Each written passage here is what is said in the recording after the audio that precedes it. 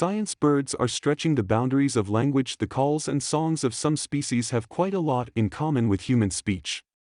By Betsy Mason, February 21, 2022, 8 a.m. ET. Share. This article was originally published by Knowable magazine.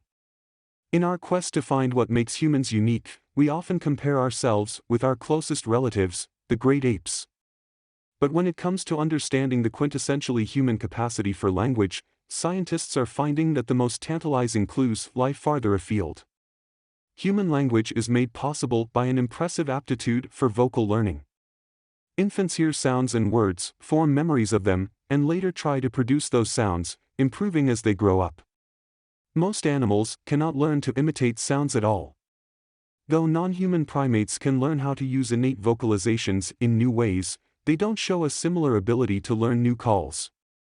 Interestingly, a small number of more distant mammal species, including dolphins and bats, do have this capacity. But among the scattering of non-human vocal learners across the branches of the bush of life, the most impressive are birds, hands, wings, down. Parrots, songbirds, and hummingbirds all learn new vocalizations. The calls and songs of some species in these groups appear to have even more in common with human language, such as conveying information intentionally and using simple forms of some of the elements of human language such as phonology, semantics, and syntax. And the similarities run deeper, including analogous brain structures that are not shared by species without vocal learning. These parallels have motivated an explosion of research in recent decades, says the ethologist Julia Hyland-Bruno of Columbia University, who studies social aspects of song learning in zebra finches. Lots of people have made analogies between language and birdsong, she says. Hyland-Bruno studies zebra finches because they are more social than most migratory birds. They like to travel in small bands that occasionally gather into larger groups. I'm interested in how it is that they learn their culturally transmitted vocalizations in these groups, says Hyland-Bruno, a co-author of a paper in the 2021 Annual Review of Linguistics comparing birdsong learning and culture with human language. Both birdsong and language are passed culturally to later generations through vocal learning.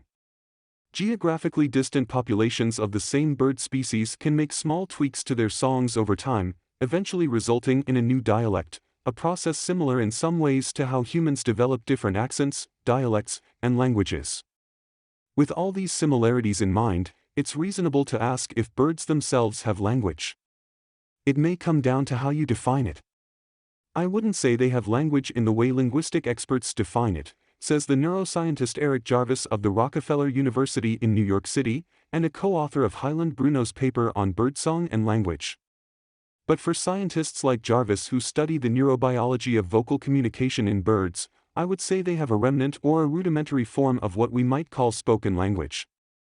It's like the word love. You ask lots of people, what does it mean, and you're going to get a lot of different meanings.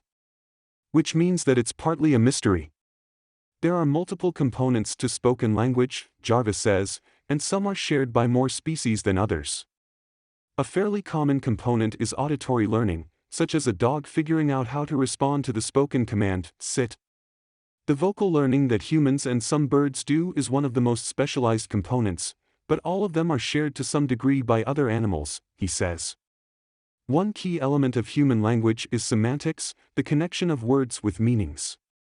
Scientists had long thought that unlike our words, animal vocalizations were involuntary, reflecting the emotional state of the animal without conveying any other information. But over the past 4 decades, numerous studies have shown that various animals have distinct calls with specific meanings.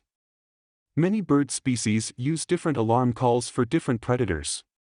Japanese tits, which nest in tree cavities, have one call that causes their chicks to crouch down to avoid being pulled out of the nest by crows, and another call for tree snakes that sends the chicks jumping out of the nest entirely. Siberian jays vary their calls depending on whether a predatory hawk is seen perching, looking for prey, or actively attacking, and each call elicits a different response from other nearby jays. And black-capped chickadees change the number of Ds in their characteristic call to indicate the relative size and threat of predators. 2 recent studies suggest that the order of some birds' vocalizations may impact their meaning. Though the idea is still controversial, This could represent a rudimentary form of the rules governing the order and combination of words and elements in human language known as syntax, as illustrated by the classic dog bites man versus man bites dog example. In addition to alert calls, many bird species use recruitment calls that summon other members of their species. Both Japanese tits and southern pied babblers appear to combine alert calls with recruitment calls to create a sort of call to arms, gathering their compatriots into a mob to harass and chase off a predator. When the birds hear this call, they approach the caller while scanning for danger. Scientists led by ethologist Toshitaka Suzuki of Kyoto University discovered that the order of the combined calls matters to the Japanese tits. When Suzuki's team played a recorded alert recruitment combo to wild tits, it elicited a much stronger mobbing response than an artificially reversed recruitment alert call. This could simply be explained by the birds responding to the combined alert recruitment call as its own signal without recognizing the parts of the combination, but the scientists came up with a clever way to test this question. Willow tits have their own distinct recruitment calls, which Japanese tits also understand and respond to in the wild. When Suzuki's team combined the willow tit recruitment call with the Japanese tit alert call, the Japanese tits responded with the same combined scanning and approaching behavior, but only if the calls were in the correct alert recruitment order. These results demonstrate a new parallel between animal communication systems and human language, Suzuki and colleagues wrote in Current Biology in 2017.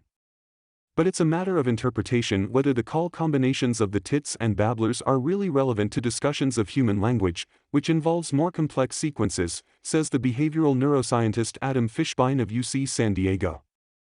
If they were doing something more like language, you would get a whole bunch of different combinations of things, Fishbein says.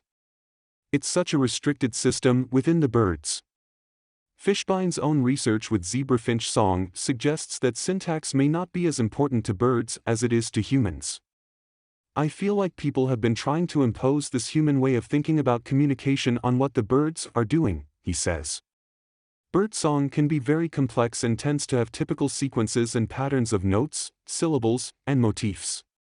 So birds singing may be a closer analog to human language than the tits alert and recruitment calls.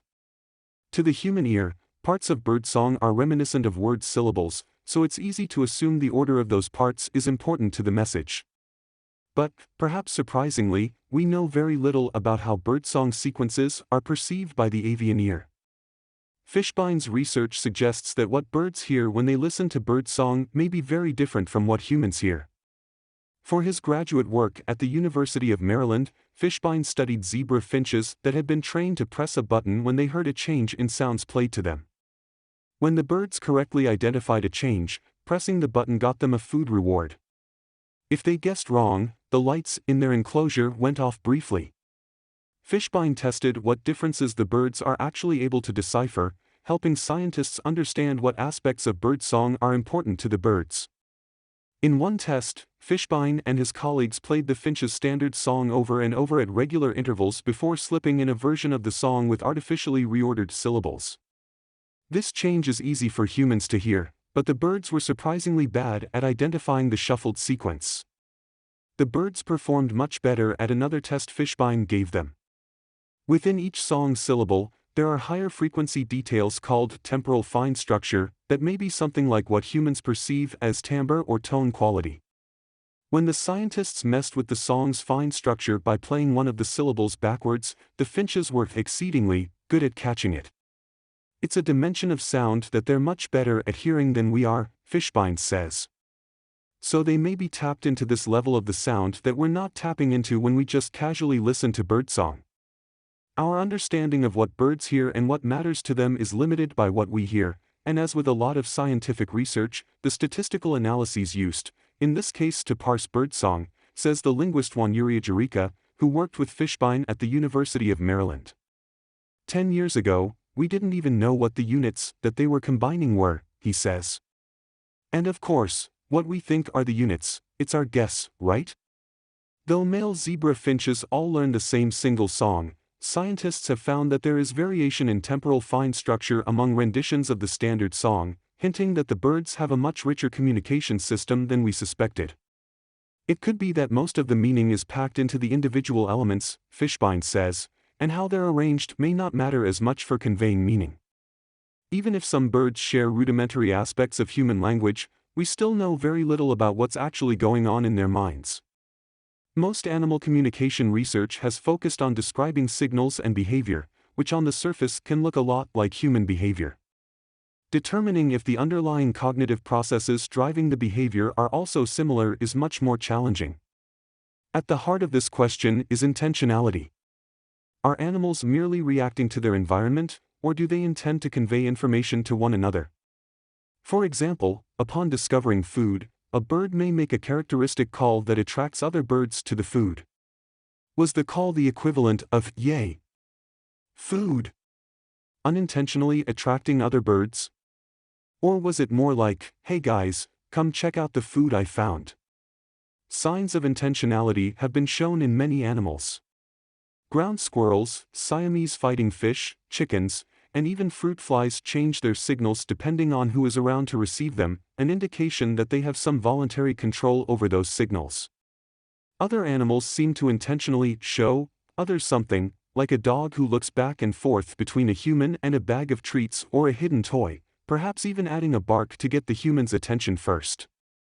Ravens also appear to show objects to other ravens by holding them in their beak, usually only if the other bird is paying attention. Some of the best recent evidence for intentional communication in birds comes from observations of wild Arabian babblers at the Shazaf Nature Reserve in Israel. A team led by the ethologist Itzhak Ben Mocha recorded adult babblers coaxing fledglings to move to a new shelter. Adults call and wave their wings in front of fledglings and then move toward the shelter. If a youngster doesn't follow immediately or stops along the way, the adult comes back and does the song and dance again and again until the fledgling complies. Scientists call such signals first-order intentional communication. Some researchers argue that a more relevant precursor to language like ours is second-order intentional communication. This involves the signaler knowing something about the receiver's mind, such as the bird who found food knowing another bird was unaware of the food and calling to intentionally inform the ignorant bird.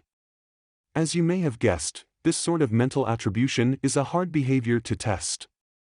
Other scientists are taking a different tack to try to understand what underlies such communication by comparing the brain structures that enable vocal learning in songbirds and humans. Despite humans and birds being only very distantly related, their last common ancestor lived more than 300 million years ago, they have remarkably similar brain circuitry for vocal learning. Non-human primates, our closest relatives, lack a specialized circuit for imitating sounds, leading scientists to conclude that this ability did not come from a common ancestor. It must have evolved independently in birds, an example of what is known as evolutionary convergence. There is this assumption that species more closely related to us are going to be most like us. And that is true for many traits, Jarvis, of the Rockefeller, says. But it's not true for every trait. Jarvis studies the evolution of language by looking at the brains of songbirds. Animals that make only innate sounds control the musculature that creates those sounds through a circuit in the brain stem, an area near the spinal cord that regulates automatic functions such as breathing and heartbeat. What has happened is humans and songbirds have evolved this new forebrain circuit for learned sounds that has taken control of the brain stem circuit for innate sounds, Jarvis says. His theory for how similar vocal learning circuits evolved multiple times in distant species is that they were built from an adjacent circuit that controls the learning of some movements. The spoken language brain circuit in humans and the song learning circuit in birds, Jarvis argues, evolved by a whole duplication of the surrounding motor pathway. How an entire brain circuit could be duplicated is unclear, he says, but it could be similar to how genes sometimes are duplicated and then co-opted for other purposes. However they evolved, vocal learning birds and humans have these rare analogous brain circuits that enable them to learn and imitate sound. This suggests that behavioral scientists who've been trying to learn about human language by studying how distantly related birds such as zebra finches communicate are onto something. I think we humans tend to overestimate how different we are, Jarvis says. Even he has observed zebra finches singing in the lab or a starling singing in a tree and thought that it just seemed so different from what humans do. And then a year later, we're making a discovery about the connectivity of the circuit, or the mechanism of how it's producing the sounds, and it's so much like humans.